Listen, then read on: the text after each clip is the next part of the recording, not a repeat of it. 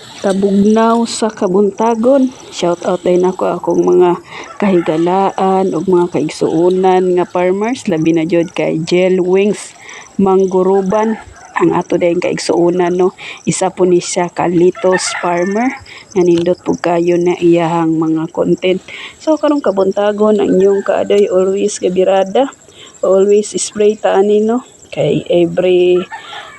5 days ani or 4 days ato na dyan yung tiradahan og spray labi na din sa panahon karon nga sigig ulan-ulan diha jud mo atake ang mga mananap nga nindot kay tan-awon pero pertipod makakaon-kaon aning dahon ug bunga so dili lang ta ma-stress ana no kaya tuwa jud ning atimanon. So karon human natag spray dira ang iyong kaadoy walay puas walay undang nga sige na lag limpisa so taga-adlaw din limpisa ba kung bugnaw ang panahon ang inyong kaadoy naara jud diri sa hinaguan garden always gakalingaw og bugno-bugno dumog-dumog aning sagbot diring dapita. Kanindot sa kabuntagon nga atong mga madunggan tuktugaok sa manok so diri di sa mga kaadoy no grabe yung manok diri sa muang dapita madungog nimo ang tingog sa mga langgam napagani usahay baki so nindot kayo no ang palibot na hapsay makaingon jud ka ba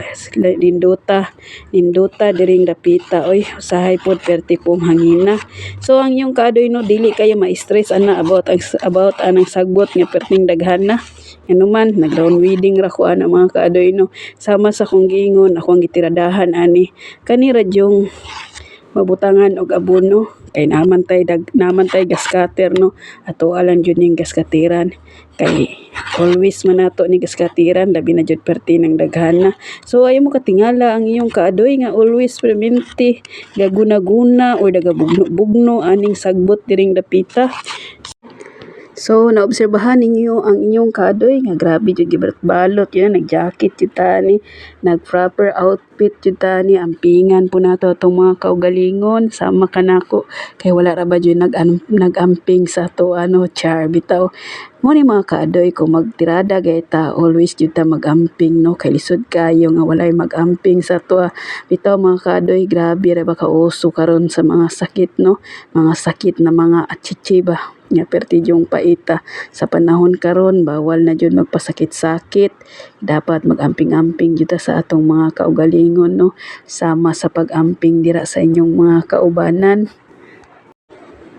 Munang makaingon ko mga kaadoy kani diyang pag-vlog no kung naa kay garden di jud ka mahutdan og mga content kay pwede man jud ka nga always kaga content diri limpisa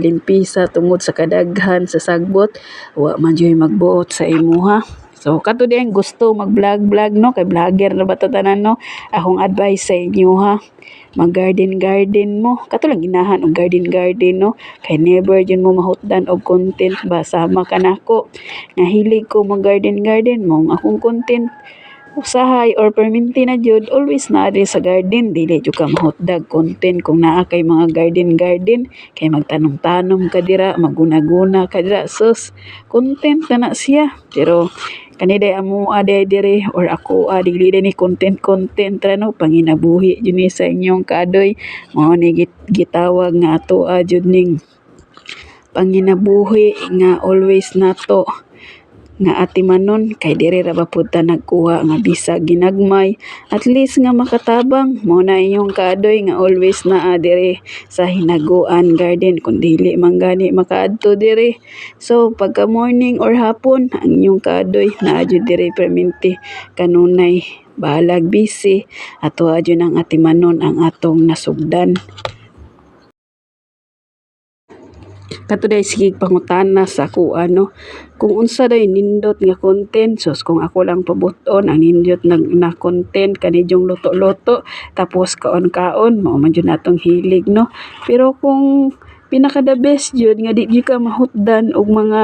mga gipang vlog nimo sus kaning tanom-tanom kaning farmers kay nganuman always jud naa kay ipos basta di lang ka tapulan.